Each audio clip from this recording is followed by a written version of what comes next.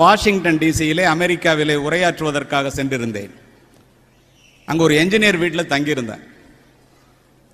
இந்த வீடு எவ்வளோன்னு கேட்டான். அவ்வளோ பாஷாக இருந்துச்சு. 25 கோடின்னாரு. உங்கள் காருண்ண 1.5 கோடின்னாரு. என்ன படிச்சிருக்கீங்க? என்ஜினியர்னார். எங்கள் ஊர்லேயும் தான் என்ஜினியர்லாம் இருக்கான். ஸ்வீப்பர் வேலைக்கு அப்ளிகேஷன் கேட்டாங்க ஹைகோர்ட்டில். 5 பேர் இன்ஜினியர் அப்ளை பண்ணுறான், 10,000 ரூபா சம்பளம். அவர் சொன்னார், ஏங்க இப்படி வித்தியாசம்? அவர் எனக்கு சொன்னார், my dear commissioner sir, we are producing engineers, whereas in India you are producing engineering graduates. புரியல என்ன?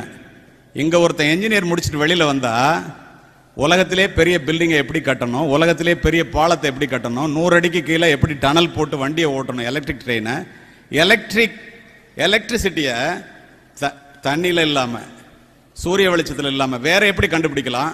ஆய்வு கட்டுரையை சமர்ப்பித்து விட்டு PhD முடிச்சுட்டு பெரிய வெறியோடு ஒரு பில்டிங் கட்டணும்னா தானா கட்டுவோம்.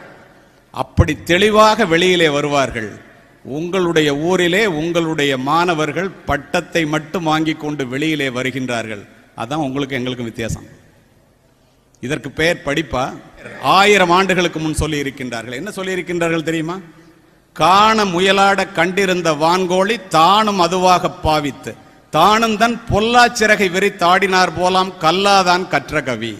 ஒரு மயில் ஆடுறதை பார்த்துட்டு வான்கோழி நானும் மயில் தான் ஆடினா எவ்வளவு கேவலமா இருக்குமோ, பொருள் புரிந்து படிக்காமல், சிந்திக்க தெரிந்த தலைமுறையாக உருவாகாமல், மனப்பாடங்களை மட்டுமே செய்து பரீட்சையிலே மதிப்பெண்களை மட்டுமே வாங்கி கொண்டு வெளியிலே வருபவர்கள் வாழ்க்கையிலே தோற்று போகிறார்கள் என்பதை பல முறை பார்த்திருக்கின்றேன்.